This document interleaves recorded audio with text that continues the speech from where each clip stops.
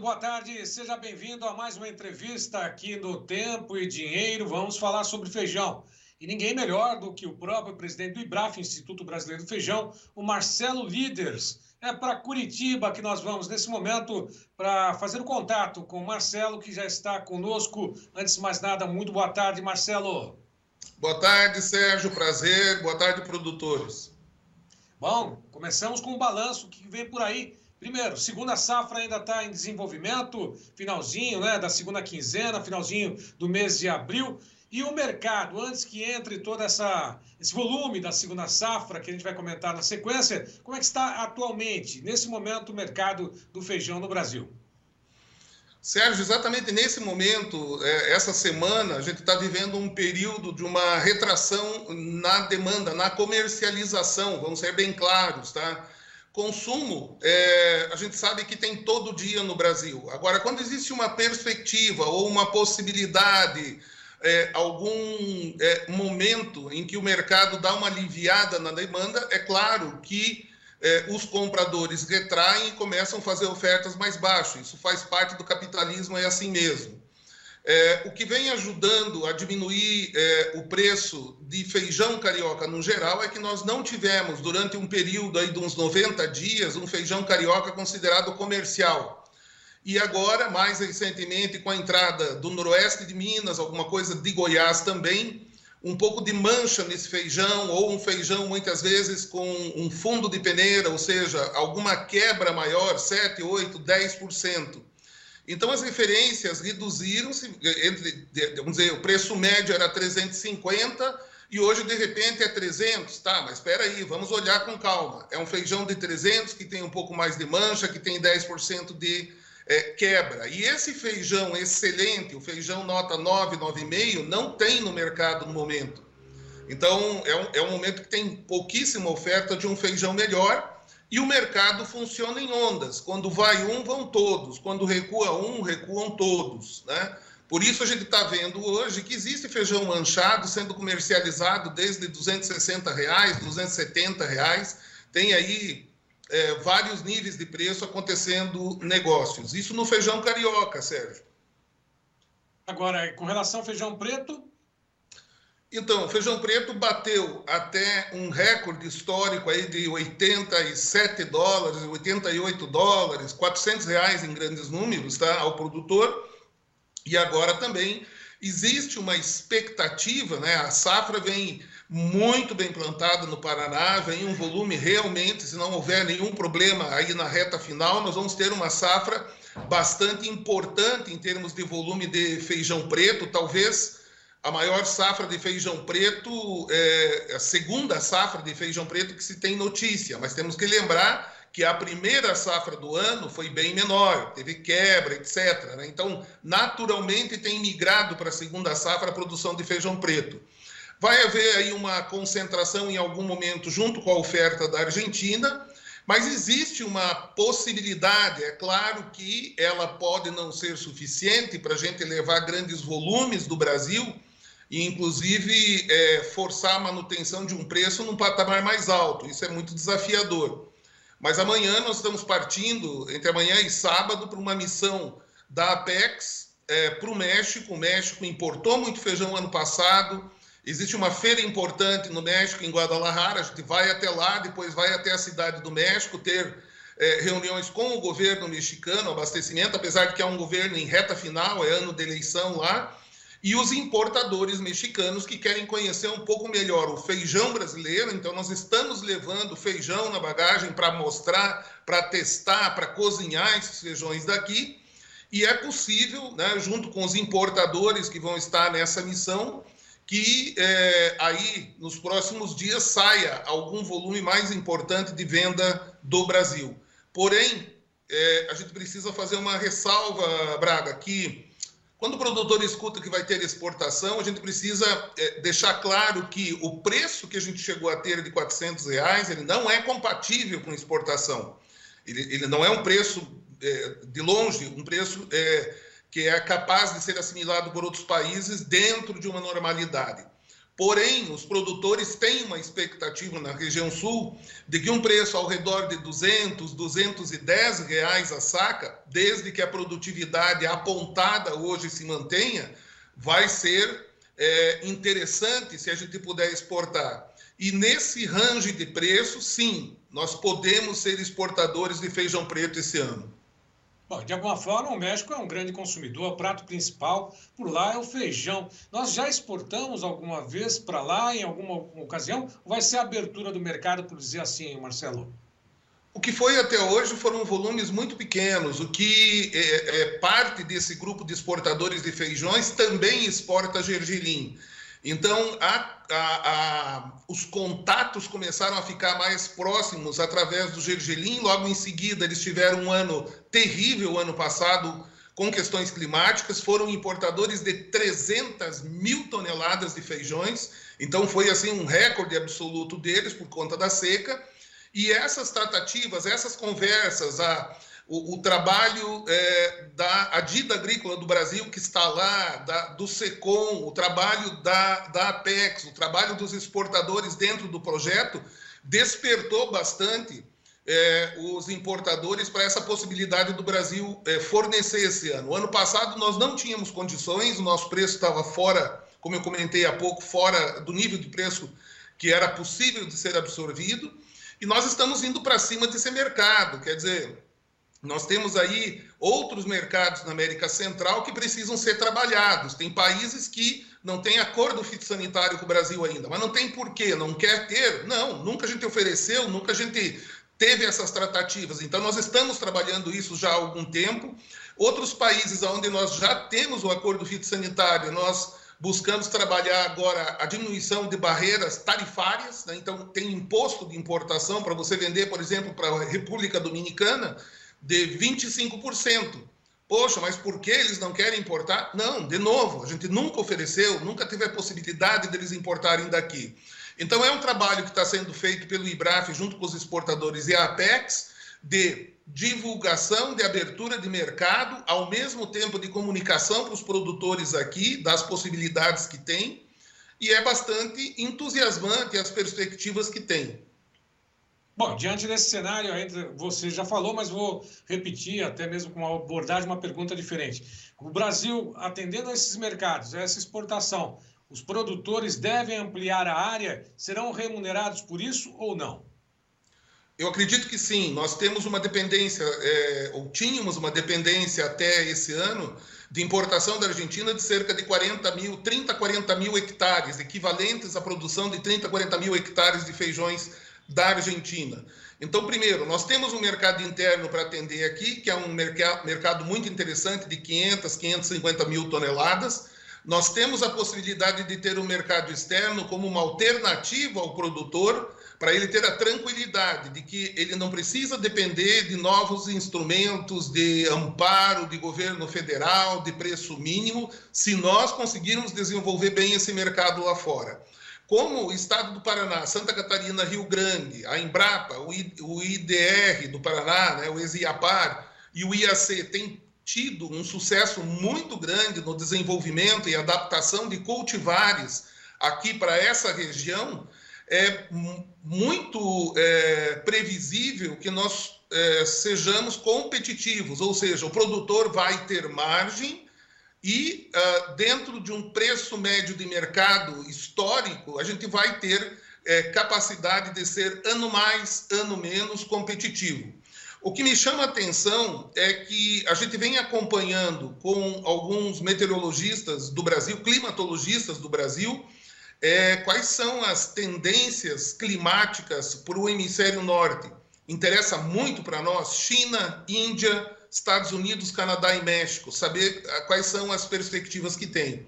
E a última referência que a gente teve essa semana de um climatologista brasileiro foi de que é possível que as dificuldades climáticas que eles enfrentaram numa janela pequena de produção do Canadá e Estados Unidos e mais estiagem, talvez não no elevado grau do ano passado, mas eles não vão ter, a princípio, por essa análise desse climatologista, um tempo normal lá para a produção, que seria colhido lá em agosto, setembro, outubro. Então, isso nos deixa alertas para acompanhar muito de perto esse mercado e, ao mesmo tempo, os produtores aqui, a gente tem visto eles buscando essas novas cultivares que eu comentei com você, mesmo de feijão preto, que tem aí uma maior resistência a algumas doenças, com um manejo adequado, tem surpreendido nas produtividades, com um custo compatível. Não adianta você bater recorde de produtividade com o feijão mais caro do mundo, né? Mas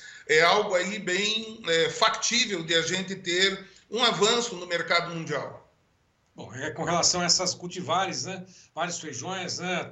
A própria Embrapa, o próprio IAC, Instituto Agronômico aqui de Campinas, nessa região toda, tem desenvolvido vários tipos de feijões para todos os gostos, né? Para todas as cozinhas, por dizer assim. Agora, você chamou a atenção para essa questão. Está todo mundo preocupado com o El Niño, que já praticamente está quase se despedindo, mas ainda está muito intenso, e vem agora, pelo que tudo indica, a Laninha, né? Trazendo seus problemas também. Mas o mercado como um todo deve ficar atento a essas informações do que acontece no hemisfério norte, principalmente com a produção de grãos, não só feijão, mas outros grãos por lá também, é isso? Sim, nós não estávamos mais acostumados, a gente se acostuma facilmente aí a um preço de soja elevado, milho elevado, e o nosso setor, consequentemente, obviamente, diminuiu a área de produção de feijões. Ainda assim, se você olhar, em 2021 nós batemos um recorde de exportação, depois diminuímos, né, de 230 mil toneladas de exportação para 2021, 22, algo ao redor aí de 130, 140 mil toneladas, mas continuamos participando do mercado mundial. Agora vem um período em que o produtor pode, precisa e vai lançar mão de um mix de produtos para poder equilibrar economicamente a sua atividade. Então, junta-se agora a soja e o milho, que buscam aí, assim, encontrar seu novo patamar pós-pandemia, essas outras alternativas, entre elas esses feijões. Nesse período, Braga, vamos dizer, nos últimos 5 anos, nós tivemos pelo menos 6 novas cultivares de feijões apresentadas para o mercado, ou seja, nós não precisamos mais que o produtor plante um grão pirata trazido, contrabandeado de algum país, alguma coisa assim. Existem cultivares já adaptadas que, consequentemente, vão entregar uma produtividade melhor. Então, é dentro desse cenário que a gente entende que nós temos condições de aumentar o consumo interno. Esse é um trabalho que pode ser feito e já começa a ser feito pelo setor, né? Muito provavelmente, em algum momento, a gente vai ter uma maturidade maior para lançar uma campanha nacional para aumento de consumo de feijão. Isso não é mais um delírio, é uma possibilidade que está aí às portas de vir a ser implementada. E os excedentes, ou seja, o plano B para o produtor é ter dólares no bolso nesse caso. Nós temos um grande mercado de feijão no Brasil, 3 milhões de toneladas. Temos um preço médio de venda histórico confortável para o produtor. Preço médio, estou falando. Tem momentos que fica ruim, tem momentos que fica super excelente. Então, com esse cenário de você ter o privilégio de ter um mercado interno, a Argentina não tem, ela produz feijão para exportação.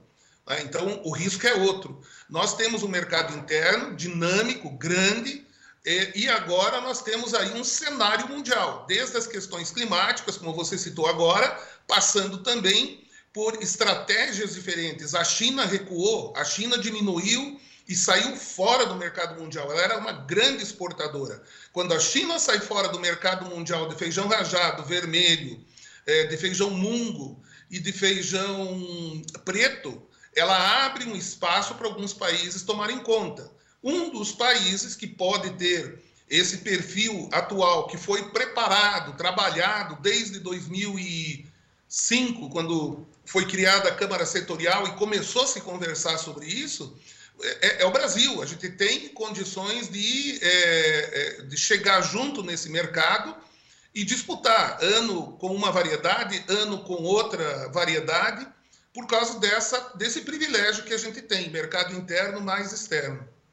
Bom, eu citei essa questão toda, ressaltei até mesmo do clima, incertezas em relação ao hemisfério norte, que vai favorecer certamente as exportações aqui no Brasil, produção, tem que observar tudo isso daqui, mas aqui a gente enfrenta os desafios ainda, né? Até o finalzinho de abril nós temos aí problemas com seca, até mesmo com água em excesso, mas as pragas, né, que você citou na última participação conosco, principalmente mosca branca, continua dando dor de cabeça, né? Um cuidado muito grande com relação a isso, não, Marcelo? Aconteceu de terem lavouras com infestação tão grande que não teve outra maneira a não ser ela ser erradicada, né? É claro que talvez o momento que foi plantado, devido aos preços, não foi o momento ideal de plantio, recomendado de plantio, né? Sabia-se que iria se correr um risco naquele momento com aquele plantio. Mas a verdade é que houveram perdas, né? Há feijão que não vai ser colhido. Então, há feijão, como eu comentei, que foram danificados com manchas e etc. Acaba acontecendo. E há um superestímulo. Esse superestímulo é que nós temos que tomar cuidado, Braga. Daí aqui está a função também de vocês, que vocês fazem muito bem, de se comunicar com o produtor, né? Preço superestimulante, maravilhoso, é pai do preço baixo, do preço que muitas vezes pode chegar a dar prejuízo. Por isso, o alerta para os produtores, né? Então, nós temos a irrigação mais à frente, a terceira safra. Pode ser um momento maravilhoso para o produtor, né, de ele ter aí um resultado bastante interessante na última linha do Excel dele, desde que a gente tenha o cuidado de saber quando é que vai comercializar e quais são as variedades melhores para isso. Então, variedades de feijão que conserva, carioca que conserva a cor.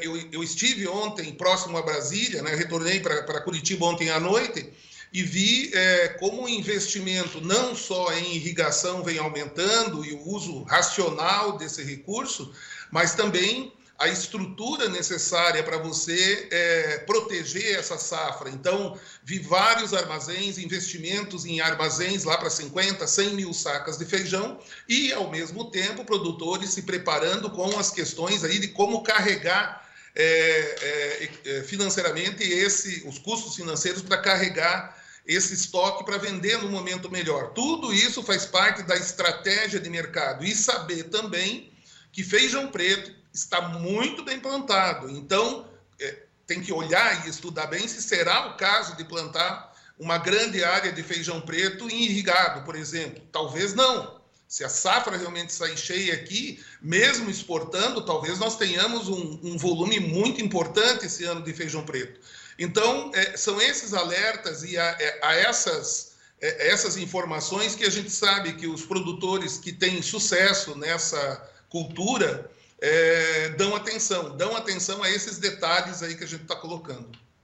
Bom, para finalizar, duas questões, né, ainda. Primeiro, a missão internacional que você participou foi até a Índia. Como é que foi o resultado desse contato, dessa viagem? Amanhã você viaja para o México e no finalzinho de abril, né, no mês de abril agora, tem um summit aqui no Brasil. Conta para a gente, primeiro, como é que foi rapidamente essa questão dos contatos com os produtores, consumidores na Índia e esse evento que vai acontecer aqui no Brasil no mês de abril.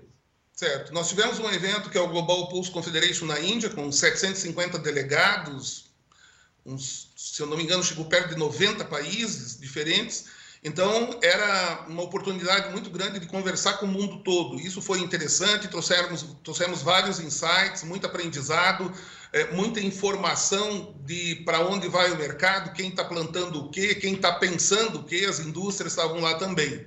Mas, em paralelo, nós fizemos agendas com o Adido Agrícola do Brasil lá e com a Embaixada Brasileira lá. O Adido Agrícola Ângela e fez agendas com o Ministério de Abastecimento da Índia. Nós fomos até lá com o apoio da Embaixada Brasileira, do embaixador brasileiro, e pudemos conversar um pouco mais sobre a nossa apreensão de produzir um feijão que praticamente somente a Índia importa, que é o tal do Black Matip, é um feijão mungo preto.